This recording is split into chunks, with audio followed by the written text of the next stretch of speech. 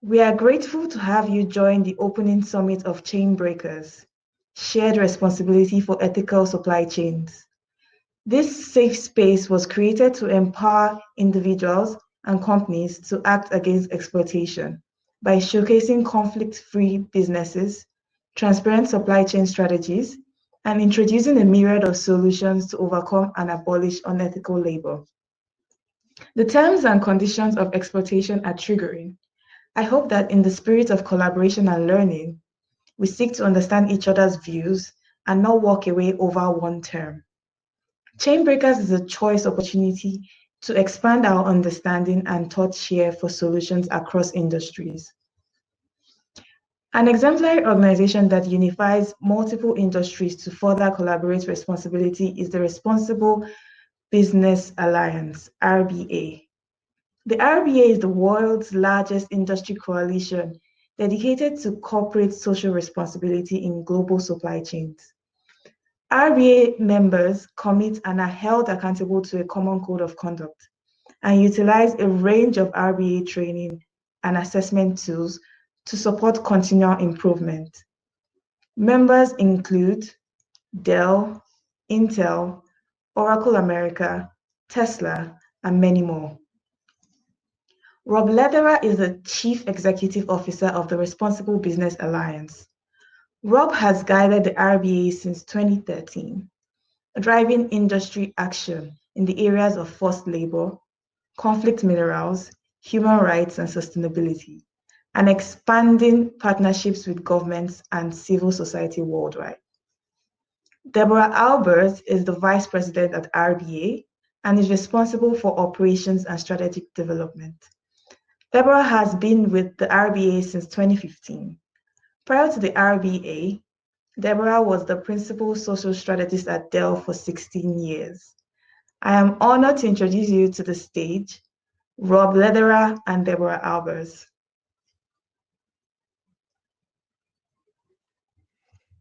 Welcome, Rob and Deborah. Thank you.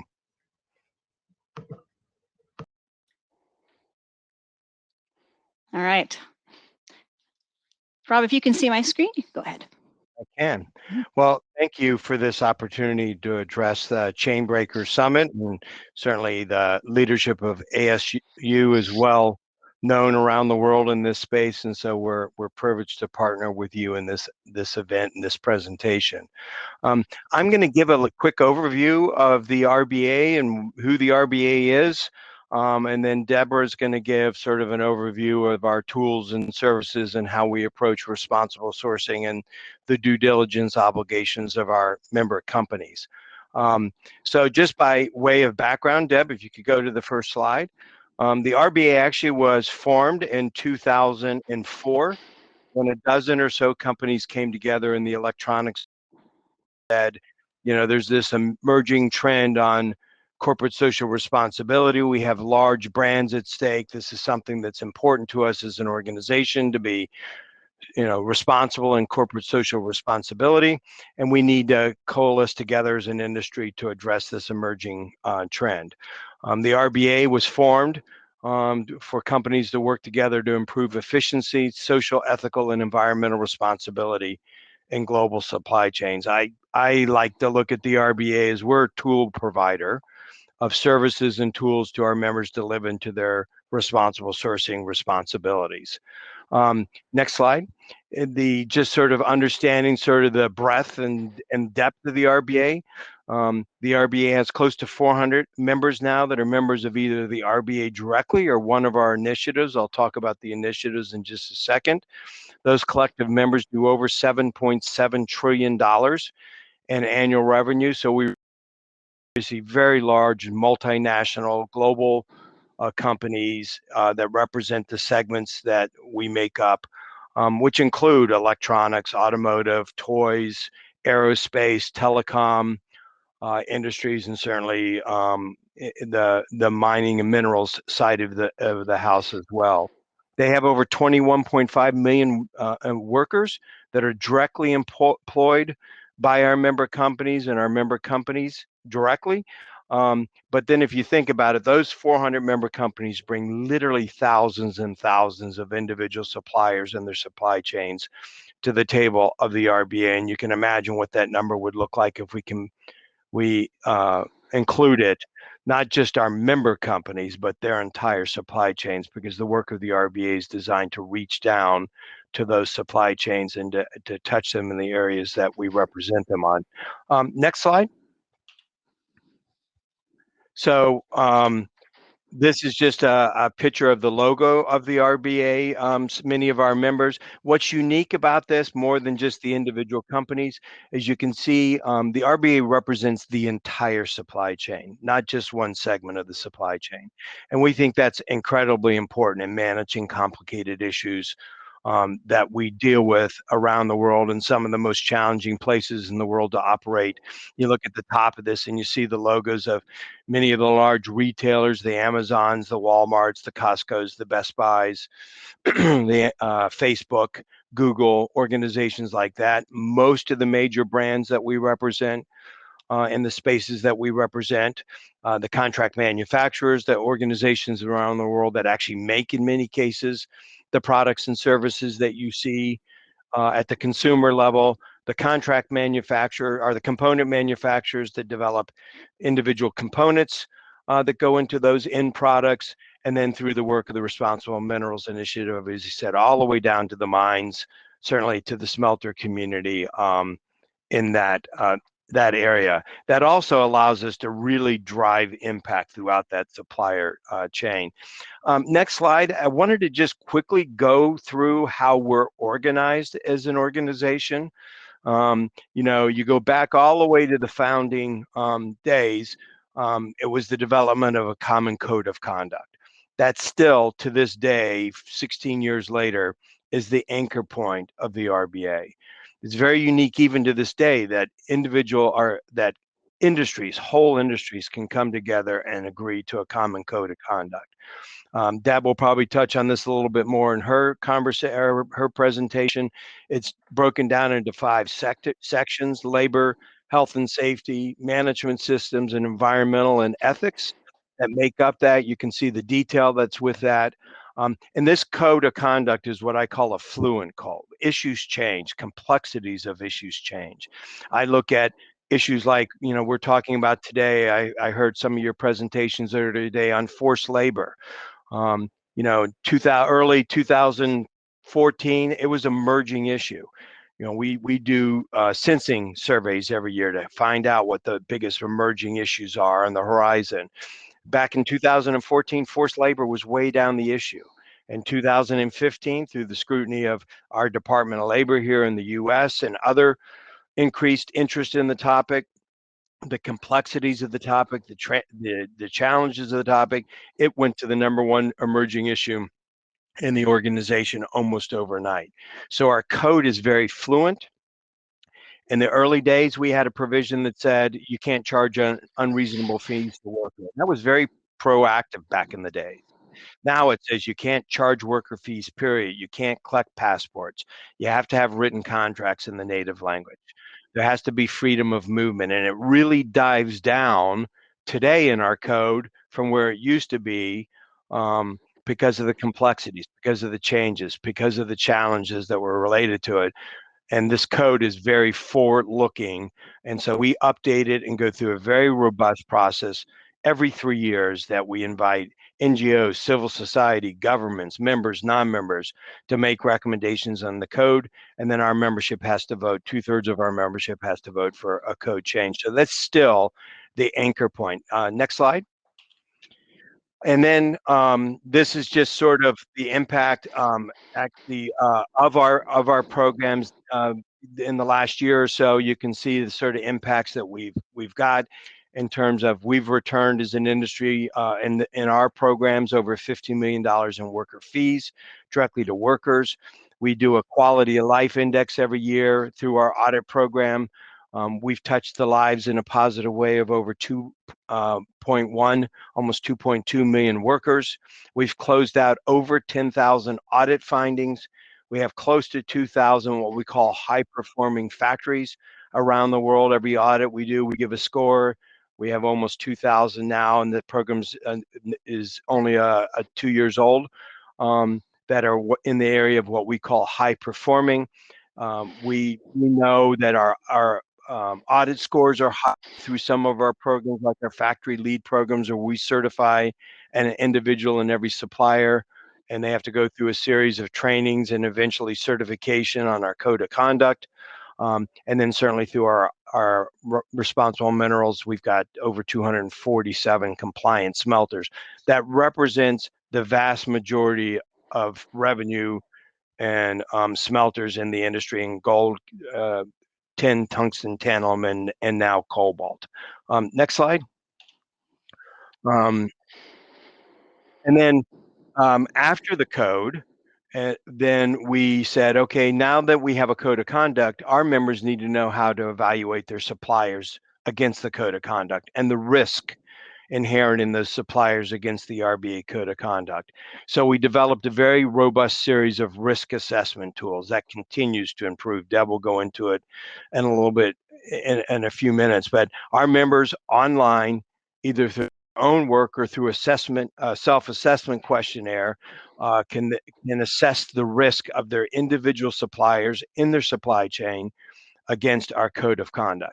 Once they identify what's called high-risk suppliers, then we have what we think is sort of the gold standard of international audit programs. Deb will go into that a little bit more in detail, where then our members can audit those factories. As we all know, audits just tell you what's going on into a factory in a point in time. It doesn't tell you how to solve those problems. So we've developed a whole robust series. Deb, again, will touch on some of them, that are designed after the audit's done, after challenges are identified, before a closeout audit, and how to actually drive change and impact in those individual factors. So that they address the issues that are identified and an issue. And then at the end of that is certainly the closure audit, where we come back in and we ensure that the findings in the initial audit, the corrective action plan, we then audit against in a closeout audit to make sure all those issues were done. And then the process starts all over again. Our audits are good for 2 years, and so the whole process repeats itself. Next slide. We did want to, we just completed a very robust strategic planning process. We had over 800 individual hours of our member companies that participated in it. And we do that every 5 years, but then we update it and develop implementation guides every year to sort of live into that strategic plan, so it doesn't just become a document that goes on a shelf somewhere. It's actually a living document. And you can see the kind of things. It included emerging issues. It included the scope of our compliance program. It included a review of supply chain responsibilities and what our members need in that area. It included our capacity building, and again, what our members need to live into their responsibilities. And then as an organization, how do we accelerate our influence and build trust between the organization, the industry, NGOs, civil society, governments, which are a very important part of certainly the work that we do. Next slide. And then I just wanted to touch very briefly on two areas. The Responsible Minerals Initiative. In the introduction, we talked about the importance of conflict-free sourcing. RMI, the Responsible Minerals Initiative, is the leading organization, I think, in the mineral space that addresses that. We do the audits of the smelters community. We have the compliant list that members can live into their obligations, both on Dodd-Frank and certainly the European Union's new legislation that takes effect. We have audited the overwhelming vast majority of the smelters to give transparency and line of sight to our member companies to ensure that their minerals are not coming and supporting conflict around the world. And that is, we have about 400 member companies that are members just of the RMI, which is an arm of the RBA. And then the next slide is our Responsible Labor Initiative. These are two huge issues. And we realized that these issues couldn't be dealt with simply by one industry. You know, if you look at issues like forced labor, if you could find a way to solve it in one industry, the problem would just shift to another industry. And so we developed the Responsible initiative where multiple industries and stakeholders could come together. It is a true multi-stakeholder initiative, and then they have compliance requirements and their own requirements for members to live into their obligations and against the code of conduct in this space. And you saw in the impact slide some of the work that we're doing. And it's not just work for workplaces, it's also that we've developed things like audits of employment agencies and labor agencies, workplaces, so members can dive deeper down. But the RLI sort of serves as a control tower for multiple industries to really come together and address the issues related to forced labor and drive impact. Next slide. And then just last but certainly not least, over the years, we've realized the importance of driving down as far in the supply chain as you possibly can. And you look at some of these major issues you all are talking about today, they get, in many cases, they're more prevalent the farther down the supply chain, the smaller the factory, located in very difficult places around the world to do business. So we formed a responsible factory initiative so we could drive our tools and services farther down our member supply chains and bring those tools directly to their doorstep. I think, Deb, that's the end of my slide, but I wanted to kind of give you what I call my elevator pitch on the RBA and who we are and our family of tools and services and initiatives. I think the real meat of the RBA is what Deb is going to cover here in the next few minutes in the time we have left. And then we certainly want to be able to answer any questions that you all may have. So with that, Deb, I'm going to turn it over to you. Great, thank you, Rob. All right, I'm going to go through this quickly because I know that the Q&A portion is where all the magic happens. So I wanted to talk a little bit about our code of conduct. So Rob showed you the slide 6. That was our code version 6, and we just recently went through a year-long process to update our code to code 7. We had a couple of really interesting themes, one of which was this idea of accelerating influence and aligning our changes to those of international standards. So we had about 71 proposals. That was actually brought down from nearly 200 proposals, and 29 of those passed. And then of that, it impacts about 17 code provisions. So there's going to be some changes. It's generally a very robust code as it is, but there were some pretty cool things that were added in there, one of which was a corporate level greenhouse gas reduction target that must be publicly reported against, tied to ozone depleting substances and how you might manage those. We've always had no violence in the workplace, but now we've specifically called out no gender-based violence, and we also tied our conflict minerals to OECD, which is very exciting. All right, so our code process is something that we basically unpack our code every 3 years. We look at it in each of its elements, and then we decide if we were going to rebuild the code, would we rebuild it the same way? What would we add? Is there anything we would take away? And so that process is multi-stakeholder. We have proposals from governments, NGOs, academia, member companies, a number of different things that come through the review process. But as you can imagine, some of them are similar, some of them overlap. So we distill them down into the most simplified form, because if you have 2 proposals on living wage, for example, neither one of them would get enough votes to pass. We pull together all of the people that want to talk about the same thing. We get them to agree on a proposal, and we go forward with just one of those proposals. Now, we are really excited about our new Worker Voice program. This is something that Rob and I have been working on for over a year and a half, and it's involved all of the staff, a number of NGOs, public buyers, and this has really brought us one of the most innovative things we have done in a while, and that is the ability for us to connect directly with the workers that build the product. So you think about it, we've got the RBA, then we have the member companies have their suppliers have workers. What this allows us to do is when we are in an audit, we have a non-retaliation line. So for example, we will just hand out a card and say, if you have been retaliated against as a direct result of your participation in this audit, please let us know. And then that information will come actually to me. And then we will have the opportunity to take action on that.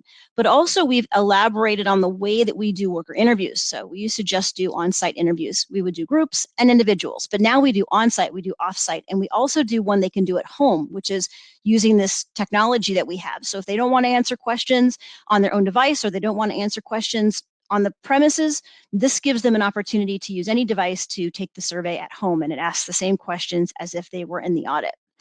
One of my favorite parts is the RBA app. You can actually see it if you have an iPhone or a Samsung Android phone. Just go to your app store and look up RBA Voices. Now, if you were a worker, you'd actually be able to log in. Has over 400 classes in multiple language, but we have the ability to take certain classes and put them together in a curriculum. And so we have implemented the RBA curriculum. We've implemented both personal and professional courses. So that would be like how to learn English or personal finances, how to save for a motorbike. And so this way, the workers actually find value in it personally as well as professionally. And then finally, we have the ability to do worker surveys. Now, this might be as a result of an NGO report, or it might be something as simple as I just want to keep in touch with my workers on a regular basis. They log in, they deploy the worker survey, and then that factory gets the results. And then the member would have an aggregated result of all of their suppliers that took the survey, and the RBA has the aggregated results of every member company plus all of their suppliers. So we're able to look at this data and look at trends and do some pretty fancy data gymnastics. This is what the Voice app looks like. We have been working with a partner who has over 2.5 million users. They're very experienced in this. They have a lot of advice for us that we are kind of just getting started, and we are really excited to have this launch. So it launched last year, and it's been very interesting for us to be able to work with our members in this new way and all of the different things that we can do to implement it and positively impact the lives of workers. As Rob mentioned, we have a quality of life metric, and this will be one of the things that will help us to determine both leading indicators and lagging indicators. All right. This is something I think people know intuitively, but it's really interesting to kind of see it on paper. And that is that when people would buy, they typically would look at the things that any buyer would have. They would say, can you give it to me on time? Can you give it to me at the price that I'm willing to pay? And those things have always been pretty standard, but now people are saying, well, what conditions is it made under? Is it made socially responsibly? Is it made environmentally responsibly? And now we're actually adding transparency to that. They're like, am I able to see audit results? Am I able to see an aggregated list? Do they publish a corporate sustainability report? And all of these things added together are basically what the RBA allows companies to do. And we have trainings for them, and we help them through this journey. No matter where they start in the process, whether they are experienced or whether they're new, we have ways to help them through the process. We've also been approached by buyers, primarily in Europe, but some in the United States as well, that really want to buy responsibly, and they are new to this. Their main job is buying based on cost or buying based on availability, and this is new to them. And so we've also come up with a guide for them where we took all the standards. So think about GRI and SASB and all of the different standards that they have out there. We kind of laid them one on top of the other, and we looked for the intersections where these things overlap. And we said, okay, if you're just getting started, you can start off with these 10 things, and you're going to make lots of people happy. You're going to meet lots of standards. And then when you get a little bit more mature, you move from kind of a good solution to a better solution. And when you want to be a leader, you move from the better solution to the best solution. So it really offers a spectrum of maturity for the people that read this, and it helps them to kind of get on the path. And I get asked this a lot this year. So how has COVID impacted all of this? And I will tell you, we just didn't really expect it to impact this much, but we were prepared for it because we sent out a survey early on about March of last year, and we sent the survey out repeatedly to the same factories all over the world that represented about 75% of the manufacturing that was done for our members to find out how it was impacting them. Are you able to still conduct audits? Do you have people that need to be protected from PPE? Are you seeing a cancellation in orders? And what we found was that was in advance of all of the changes that we saw from travel restrictions by governments. And when that happened, we were ready to go with a remote audit. We recognize that remote audits are really not as good as face-to-face. One of the auditors told me you can't smell rotten eggs over video. But it does allow us to do some kind of oversight because, as you can imagine, the workers are in a vulnerable population as it is, and now they're even more vulnerable because now nobody's looking at what's happening in the factory. So we implemented a remote audit program. We have tested all different technologies. We've come up with one that we feel is really safe. They're using it through RBA Online, and then we take that information and we put it into the same format that we have for a regular audit. We also take advantage of our RBA Voices technology, where you can use the deployment of a survey, for example. And this information is coupled together in a package that we give to auditors, and we say, when you go out on site, you have a checklist, right? You have to have your temperature taken on site when you get there. You have to have your COVID test. You have to use PPE. You know, don't share pens. There's a whole protocol that goes along with it. So when they go back on site, they do so in a safe way, not just for the auditors, but also for the auditees. Because as we know, like, emissions are still going to flow and issues are still going to happen regardless of COVID. So we want to be sure that we protect our workers as much as possible. Okay, and with that, we're going to open it up to some questions. So I will turn it back over and see how we can help answer any questions that you've got. Thank you, Anne.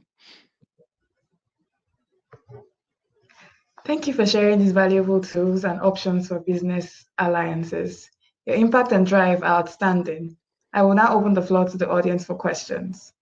So the first question is, your code is impressive. What is next on the horizon for the code?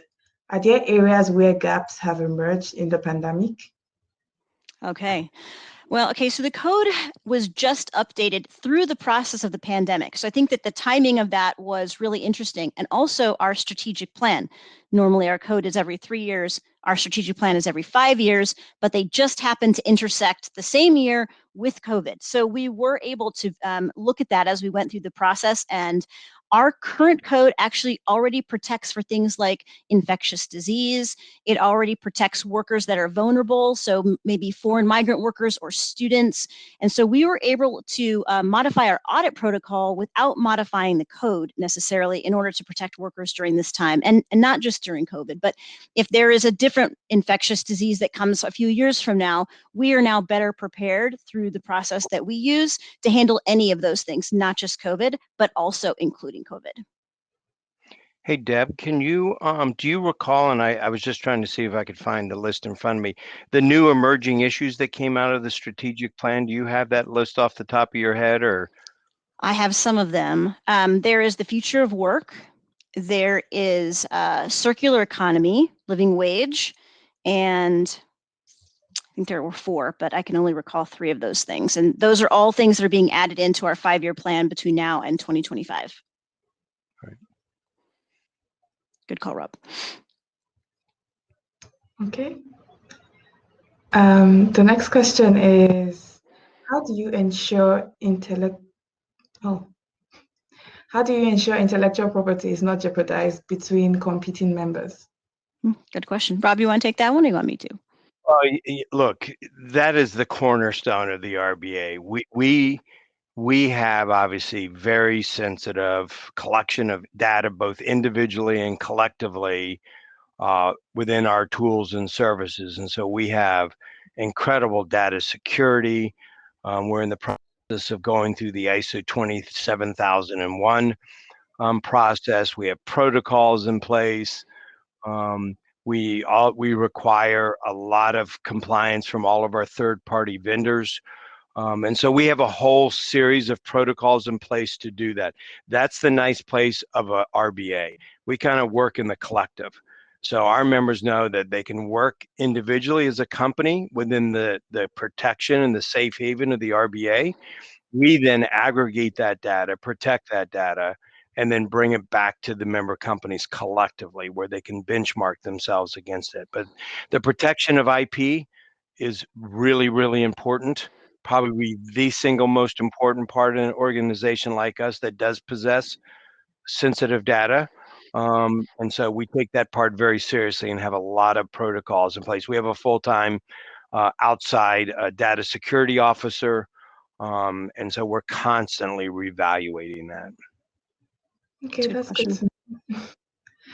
The next question is, what tools or alliances are available to emerging industries or entrepreneurs? Oh, interesting. Well, I'm going to take a stab at that, and then Rob, you might want to add to this. But back in the day, originally we were the EICC, the Electronics Industry Citizenship Coalition, and a few years back we changed to the RBA, the Responsible Business Alliance. So we moved from people that made electronics to anyone that depends upon electronics in their product. So if you think about people that have wearables, you know, they might have a heart rate monitor in their shirt, or maybe they make toys and they have a remote controlled car. So we have expanded that substantially over the past few years, and that's really allowed us to get deeper into the supply chain. And so we have a much broader scope of members now than we did before. So we look at all of that information and try to find a way to help out companies that are interested in being part of the RBA. I don't know, Rob, would you add anything to that? Yeah, I mean, just that, we're a supply chain management group, and that supply chain is made up of very diverse companies of a variety of sizes all across the world. And so we try to push, as we talked about, our tools and services down that supply chain. It's really interesting. We just had a board meeting yesterday, and not to be honest with you, the RBA had an incredible, successful year this year, despite the challenges of the pandemic. And it's because our business model is set up that we don't derive revenues from meetings and supplier outreaches and conferences and things like this. We have always given those away because we want suppliers of our members to come to our trainings, to come to our outreach meetings, to use our tools and services, regardless of where they are in the maturity curve. Most of them are made up of small and medium-sized enterprises. Many of them are from emerging issues. And so our sort of business model is to make those available, if I can use the phrase, free of charge, and push it down that supply chain, regardless of the size or where they are in the maturity curve in corporate social responsibility. Okay, good. The next question is, how have member companies reacted to the new code? Well, they've been a big part of it, actually. So as I mentioned early on, we solicit feedback from lots and lots of people, not just member companies, but the member companies have a unique role. They help us to do that distillation process where they distill it down to a few things. And then we do a 30-day member comment period. So we post everything on a tool that we have internally, and they talk about everything, every individual proposal. And this happens at a period in time where we have the draft proposals, but we haven't officially put through the formal proposal. So they get an opportunity to go back to the person who submitted the proposal and say, if you were to make it like this, I would be able to support that internally, or it's more auditable if you make the following changes. So because they're so involved in the process, they are very willing to try to find ways to adopt it. They also get the code about 6 months before the rest of the world gets it. And so they have a chance to kind of prepare their own factories and also the supply chain, their suppliers as well, before they begin to get audited to that new code. So they're generally very receptive. Yeah, that's a great way to get buy-in on whatever changes you're making. All right, so next is, what steps are being taken to educate workers so they can recognize and avoid poor working situations? Well, I'll take that one, Rob, and then you can jump on. Absolutely. Is that okay? This is right up your alley. This is because I'm really excited about this. We've spent a lot of time working with a partner on some trainings that we have built that help workers to identify, what kind of working conditions are expected from RBA members, because they have very high expectations. But when we partnered on the RBA Voices, like I mentioned, there's over 400 courses, and they can take each one of them individually. So workers are now being able to see all of the different elements about environmental concerns, labor concerns, health and safety concerns, ethical concerns. We have focused on forced labor. I think many people believe that forced labor is when someone might be physically restrained, and their perception of forced labor is not accurate. It's really more somebody who's working excessive hours. Somebody's taken their form of identification away from them. They've paid some kind of recruitment fee. So it's really not necessarily as kind of in your face as you'd think. It's really more a large number of kind of small things that force somebody into a bonded labor situation. And so by educating workers and providing them these trainings, it gives them the opportunity to become more aware and educated on what kinds of situations would be considered unacceptable to them. We also have a grievance mechanism where workers can contact us directly, and we take that information very seriously. We have confidentiality, ways that we deal with them without revealing their identity if they don't want their identity revealed. So we have, over the past 2 years, really given workers a whole new way to address their concerns that didn't exist before, at least not to scale. Okay. All right, I'll move on to the next question then. So what efforts is the RBA taking to further expand your membership beyond your initial core of electronics companies? Do you coordinate your work with other industry standards organizations? Yeah, I'll take that one. I mean, yes, we do. Partnering with other organizations, learning from their trials and tribulations and experiences, so we're not all constantly reinventing the wheel, we think is very important. And it's not just like groups, it's civil society, NGOs, government. There's not a week that goes by here where we're not talking to the European Commission or the European Parliament or the UK government or the Chinese government or the Malaysian government or the US government. NGOs, civil societies, as I said, are responsible labor initiatives of a multi-stakeholder initiative with NGOs and civil societies that are actually on the board and driving the direction of that organization. And then certainly with like-minded groups. The RBA started in the electronics industry, but there's a reason we changed our name from the EICC to the RBA, and it was to reflect that there's nothing unique in the issues we deal with to electronics only. And we realize that. And as the footprint of electronics grows, look at a car, look at look at a airplane. There's as much electronics in those products now as there is engines.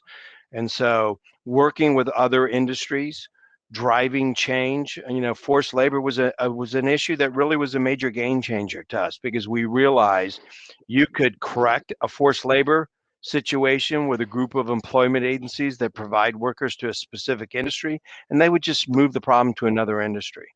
So it's really important to us to cooperate, to collaborate.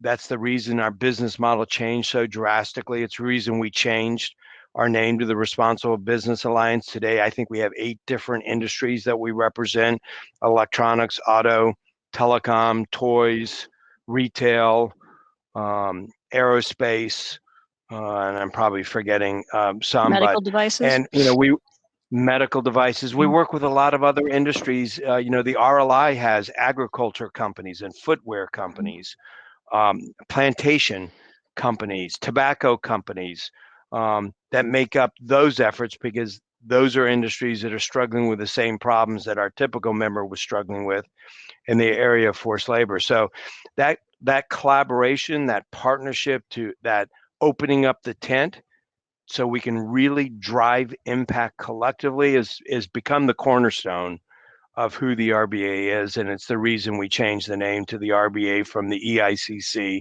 because it was much more than just one industry. All right, perfect. So I'll ask the last question. Is there any consumer education on encouraging companies to have such an alliance? Consumer? Yeah, there's, it's kind of, I teach a course with a university, my alumni, on forced labor and corporate social responsibility a couple of times a year. And they are constantly asking that, I always put up a slide that talks about, here's 6 different candy bars. What do you know? What drives your decision on which candy bar you buy? Is it just simply taste? Or if I told you several of these companies invest in corporate responsibility and support issues like elimination of forced labor, or invest millions and millions of dollars in communities, would that change your perspective?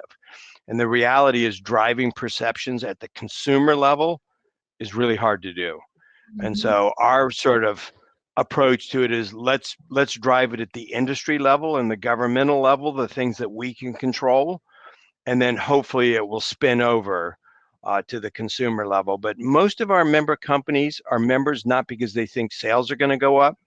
They're members because they believe in the issues. They think corporate social responsibility should be the cornerstone of their companies, and that's why they join the RBA. And so consumer facing has not been something we've quite frankly invested a lot in as an organization. Because, again, our companies are there because they want to drive change. They believe in the issues. It's part of the core of who they are as organizations. And then hopefully that will just sort of push its way out. All right. Thank you. So that's the end of the questions. Okay. Thank you, Anne. We are grateful. Well, thank you.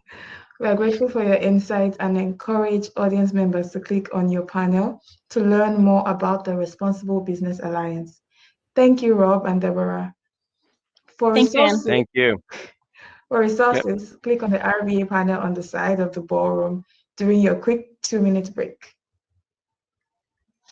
Thanks a lot. Have a great day. Good luck. You too. And stay safe.